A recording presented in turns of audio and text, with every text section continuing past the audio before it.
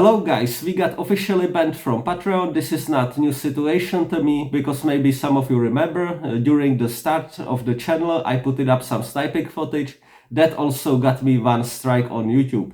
So we can clearly see the tendency. The main reasoning was that I'm showing how to handle and modify weapons, and not only on the Patreon platform but in my work in general. So we can see where this goes. Anyway, I will pretty much keep doing the same content.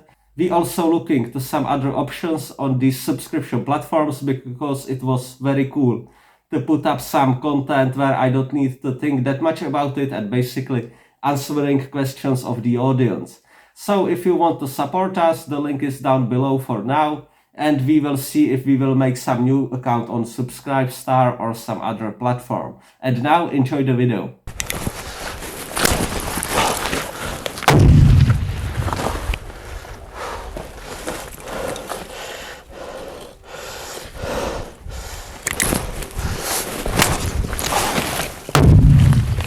Hello guys, today we will take a look at very controversial grenade, but the long-time viewers of my channel know that it's also my favorite grenade and the first one that I ever thrown in my life, so it's special for me, and to this day I always carry one of those on me. We will be talking about Soviet RGO defensive grenade and about RGN offensive grenade. This is a family of grenades with impact fuse called UDZ. That was adopted by Soviet Army in late 70s, somewhere between 1978 and 1980. Sometimes this grenade is also called Afghan grenade because of course of the use in Afghanistan, or mountain grenade because of the impact fuse that allow you to throw it uphill and you don't run into danger of the grenade basically coming down on you before exploding. Upon impact it explodes. This grenade was designed in construction bureau in factory Basalt. That's the same factory that also designed all other missiles, for example for RBG-7, but also all the technologically very difficult to make items, like for example bombs for airplanes, rockets for airplanes. And many people that I respect all claim that it's actually over-engineered, and because those engineers that were so focused on these very complex systems were tasked by designing a grenade, that's where the root of the many problems with this grenade actually lays. And I kind of agree with that. The original intention was to replace RGD5 grenade and maybe even the F1 grenade with something that will be a little bit more predictable. Meaning on RGD5 grenade you have the F1 fuse.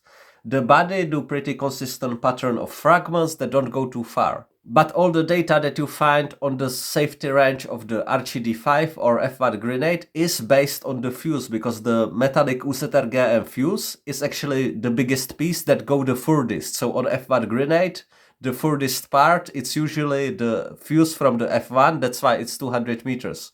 Because the bottom of the grenade on F1 and the fuse are big chunks of metal and they basically go the furthest. So here with the plastic fuse we don't run into that danger and we have pretty consistent shrapnel patterns.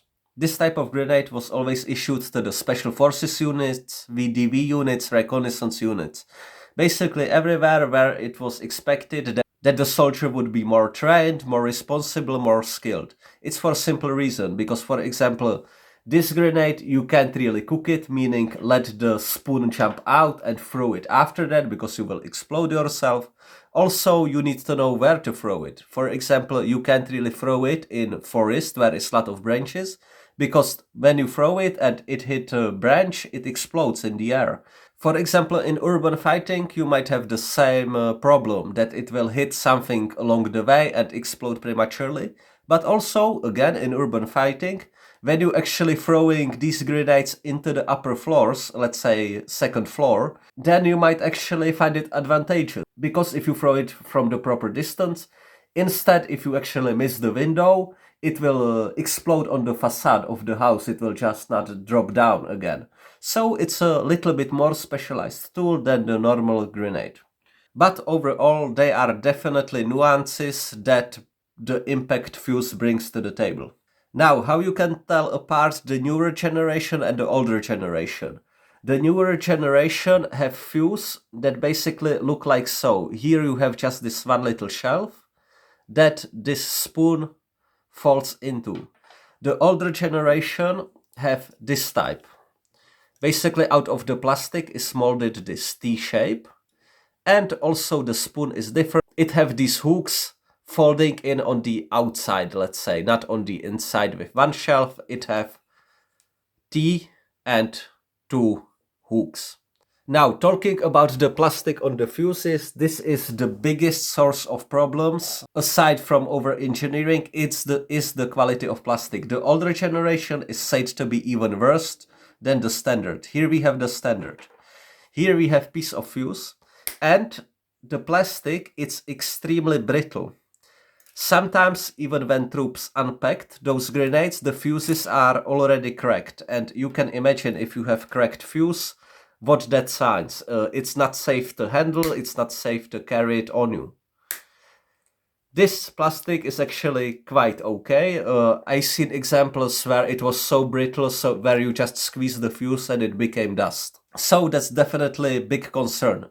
My opinion is that the technology of manufacturing of the plastic just wasn't that advanced. Also, it might have something to do with the quality of the plastic.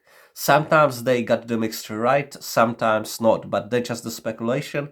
Anyway, this is the big problem that you will run into with this family of grenades. First, let's take a look at RGN, which means the offensive variant. It's this one. We of course use the same fuse for offensive and the defensive variant. The weight assembled is 310 grams. It's filled with 112 grams of hexogen, which is a bit more potent than TNT, but there is one fatal flaw. Hexogen, if get shot, so if you get bullet or shrapnel coming into the body, actually exploding upon impact. Now, I've shot in some of those grenades unexploded, didn't manage to set it off with bullets, so it's not 100% the case. But compared to the TNT that you can shoot in all day, it will not detonate. With hexogen, it might actually happen. When you shoot it, when shrapnel flies into it, it will explode. The body will produce anywhere between 220 to 250 shrapnels that have weight 0.3 to 0.5 grams. The shrapnel look like so. Here we have it. You can see that the body is actually pre-fragmented inside. You can actually see it even on outside. There is little pattern. And inside we have these squares that creating those shrapnels with sharp edges. Here you can take a look at even more of those shrapnels. The lethal radius on this grenade is around 8 meters. In practice, it will be slightly less, however, around 4 meters. Yes, you will have problem if it explodes next to you.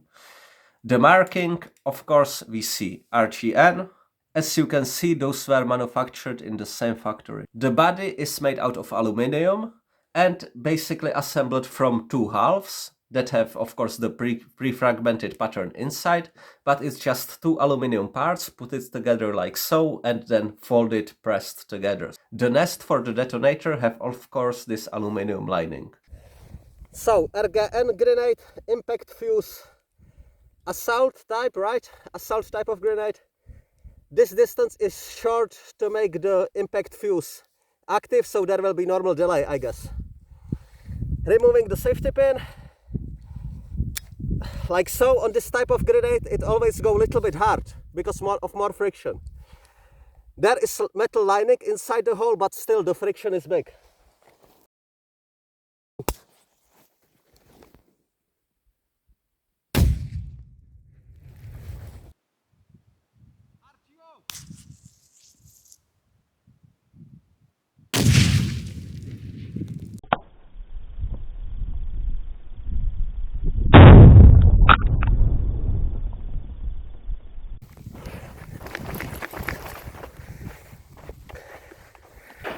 Oh, so I hit it over there, 1 meter to the target, and wow, nasty.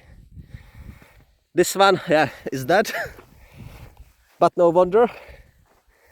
This one like 2 meters away from the impact area, 1, 2, like peppered. It's the small fragments that would not actually cut you, only one, or that will cut you slightly. And then one like 7 meters away, not surprisingly, no mark at all. This was nice. Now let's take a look at the defensive variant of this grenade, RGO. The weight is 530 grams. It's filled with 92 grams of hexogen. Some sources also say that the defensive variant is filled with TNT. Me personally, I don't believe that. I think it have inside a hexogen as well. Now, big change from the construction point of view is that the body is made out of metal, and it's not 2-part, it's actually 4-part. So you're getting 4 half spheres, and they are assembled in the middle. So you have basically one sphere pre-fragmented from top, from bottom, and then another one on top, and one more on bottom. Also, this is how you can tell the offensive variant from defensive if you don't know the weight. The defensive one have this pre-fragmented jacket actually visible, unlike the offensive that have it smooth. This grenade body produced 670 to 700 fragments, and the lethal radius is around 12 meters. So guys, first grenade RGO.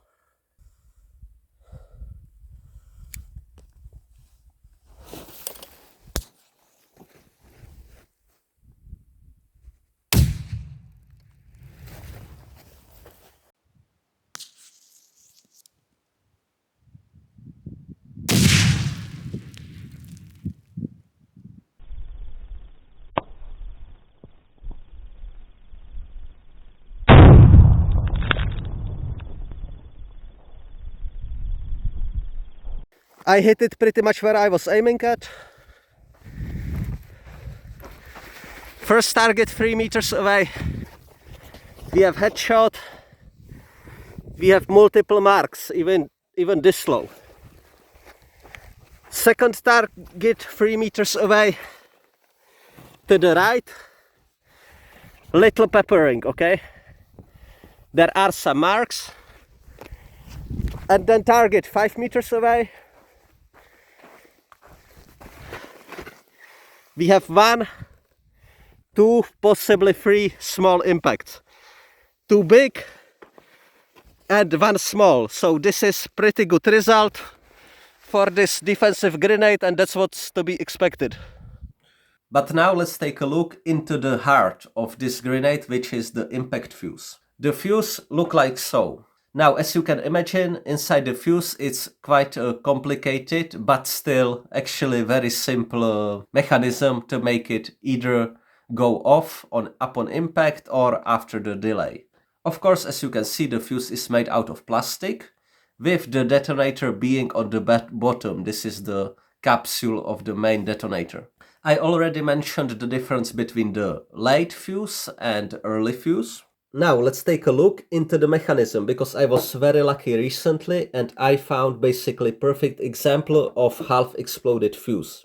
We have it over here. Let's go step by step. Here is the hammer. You can see the firing pin. When this firing pin, after you've thrown it and the spoon separated, this hammer is flying down on one capsule. It's coming from top, hitting the capsule, making it go off. Now very interesting thing happened that didn't happen on this one. That's why it didn't explode. This entire part, this one hole, second hole, its separated part from the main body basically jump out, allowing a little bit more air. So although we have only one capsule in the middle, it actually initiates 3 safety fuses that are inside. Safety fuses are over here. We have fuse number 1, fuse number 2 and fuse number 3. Only fuse number 3 have little detonator capsule on it. We also can see these 2 little pin on the shorter safety fuses. Now let's go through the mechanic of it. Here is a very sensitive capsule, so this part sits in this piece like so. And I can't press it to go in the middle. It's for a simple reason. Now, when the grenade was thrown, all of these 3 fuses started burning at the same rate. These two safety fuses have this little pin that don't allow this part to go here. Around here you have a spring that pressing on this part to go in this direction, but because of this pin and the second pin, they are two pins only as additional safety, this part just can't move. After the safety distance for throwing, which is 1.2 seconds, these pins, basically because they burn out, get pushed out of the way. So the part will end up to be in the middle. So now let's say that both of these safety fuses burned out, so the spring pushed this one all the way here. This is the safety time of 1 or 1.2 seconds. What's happening now, it's extremely interesting. We have this part and we have the capsule exactly in the middle. Why is that? It is for a simple reason. Now the capsule of the detonator in the middle is positioned in the perfect spot in center to be initiated by this firing pin in the middle. Now, how this firing pin get initiated? On top we have this ball and it's spring loaded. When I press on the ball, the firing pin actually moves and will initiate the capsule. So we threw the grenade. The grenade is flying through the air. From this impact on the bottom, the shock pull this ball down, exposing the firing pin and giving it just enough energy to make this capsule in the middle go off, and that initiate this bigger detonator on the bottom. Now let's say that we thrown the grenade and it landed very early, like the distance was very short. For example, in CQB you just threw it in the room. So now it laying on the floor, not moving. These two fuses burned out, this move in the middle, but there is no impact on the ball to make it go off. Well, that's why we have this third safety fuse with the little detonator on it. That's still burning. So those two, they have only the 1.2 second time to get out of the way, but this one have actually the 3.2 to 4.2 seconds, as the traditional RGM or any other traditional grenade have. So this one is burning at slow pace, the grenade is laying on the ground, then it's burning all the way to the detonator, this little detonator exploding and making this big detonator go off, exploding the grenade. So far this grenade seems pretty cool, right? But it's probably the most hated grenade pretty much anywhere in the army. And that's because the quality or the construction, I'm not really sure which one, is atrocious. I mentioned the brittle plastic that we can basically just destroy by our own hands. Then the system that in laboratory seems very cool, is very precise, well, but it does not deliver. This grenade have failure rate anywhere between 50 to 70%. It's banned pretty much in all training areas for simple reasons, because when troops training with those, you have so many unexploded grenades left on the training field afterwards. The fuse system is actually too complicated. It would not be that much of an issue if the quality of manufacturing was on par. But all the springs, all the fuses, they are just not consistent. The power of the springs inside the system is not consistent as well. There are definitely problems with initiation of the three fuses out of one capsule. So you might throw this grenade short, you have one fuse burnout, second fuse burnout, but the third fuse didn't start burning at all and it's immediately unexploded ordnance. On the range it's all fun and games, but in combat it might be of course fatal. Now let's disassemble the fuse. So we of course pulled this part out, we would have one little spring, and then we can just pull it apart. Like so. Here we have the little ball. It's actually plasticky, but inside are many little metallic balls. I believe that the intention for it is not to be perfectly centered, but to have one side, let's say, heavier, so it like stays standing. Apparently it might be important for the impact function. Then we having this molded plastic part with the big diameter spring and this metallic portion, and our firing pin. And then we having these 3 safety fuses. One of them, last one, equipped with detonator. Let's take a look at packaging. It's a standard format, same like on F1 grenade when we open the box. First we see a warning. The warning says be careful, these are impact grenades, so be mindful of that. When we remove the styrofoam piece, we have 16 bodies of hand grenades under a plastic foil.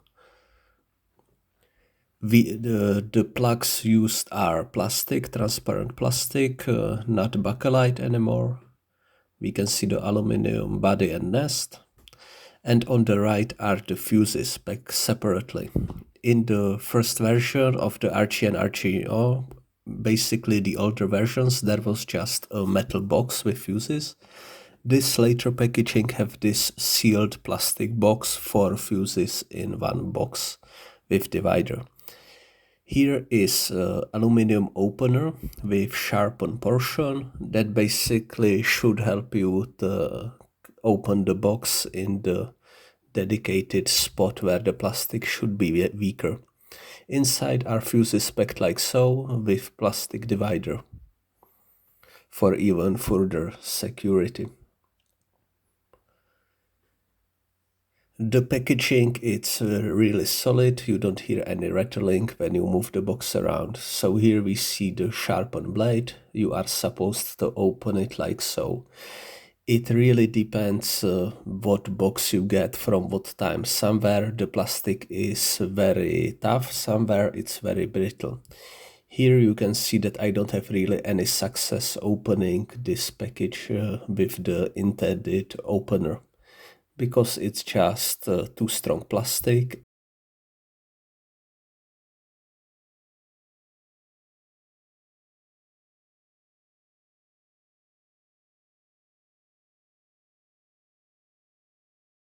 So yes, if you have only the opener at your disposal, it will be hard job. If you have proper knife, just see how easy it is. You can basically cut through the plastic, no problem. Even open it from the side.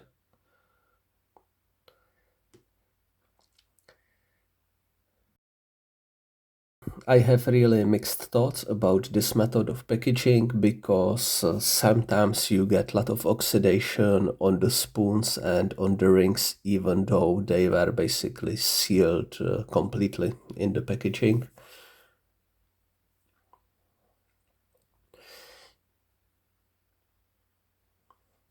Even under the fuses, under the spoons, there are little pieces of paper just to remove any possible rattle. Also, there is a small tag with the name of the person that packed it. To complete the grenade, you basically only screw the fuse onto the body, make it hand tight, and that's about it. You can also see the oxidation on the spoon and on the rings. This is very typical. And marking on the bottom of the grenade.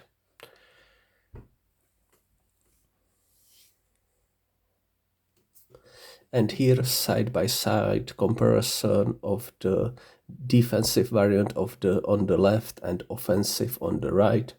Of course, it's the same type of fuse, exactly the same for both types, so they are interchangeable.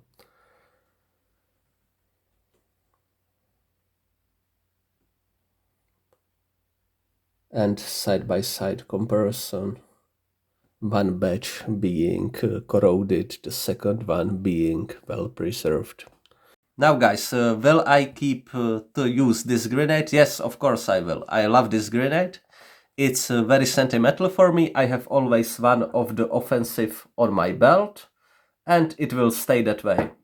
Now guys, how to prepare this grenade for combat? It's simple. After you did all the opening, all the unwrapping, you just take the fuse, and it's folded in such pattern, basically running across the fuse. This is of course difficult to undo in stress or in gloves.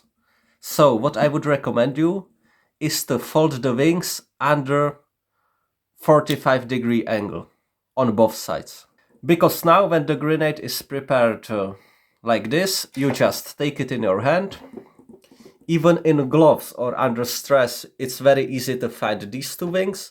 You fold them together, And because this fuse is plastic and relatively wide, there is actually a lot of friction. So it really pays off to actually fold it really straight, really well.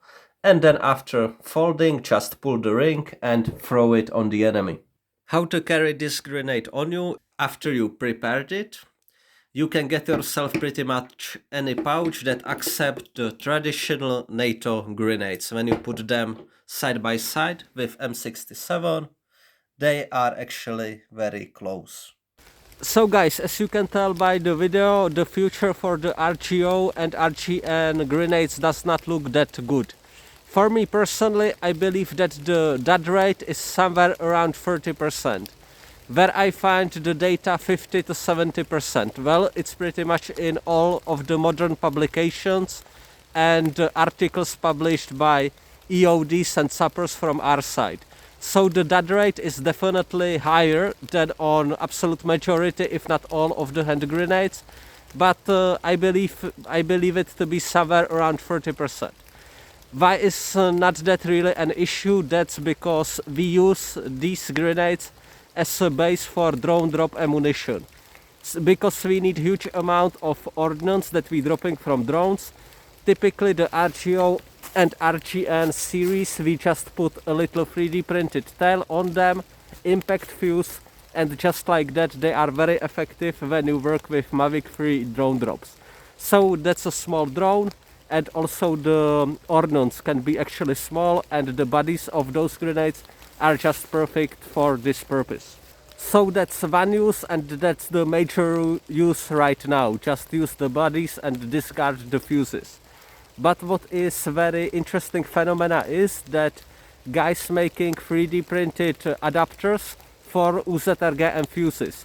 So basically they take bodies of RGO and RGN, put this plastic part in and use your traditional UZRG fuse.